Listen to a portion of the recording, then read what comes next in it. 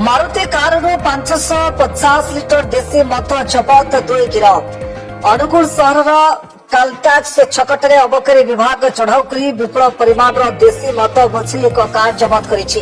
जांच बेले car 550 litre चूरा देशी मद मिलता बेले चूरा कारबार में संपृक्त 2 जन अभियुक्त को गिरफ्त करा जायछि। गिरफ्त अभियुक्त हेले मिहिर नायक बयस 40 और राजेन गोप बयस 35 वर्ष। जबत मदर आनुमानिक मूल्य 1,20,000 टंका हेबो बोली अबकारी विभाग पक्षरु कहाଯାଇଛି। मध्याह्न परजंग पटु चूरा मद चालान नहीं अबकारी विभाग को विश्वस्त सूत्रु खबर मिलता। जिला अबकारी अधीक्षक मधुस्मिता नायक निर्देश क्रमे एक टीम कालाटाक्स छकटे जगी रही। संदिग्ध कार यह छक अतिक्रम करा बेले अबकारी टीम माड़ी बसी। अभियुक्त माने कौनसी वैध कागज पत्र देखाई पारि नथिले।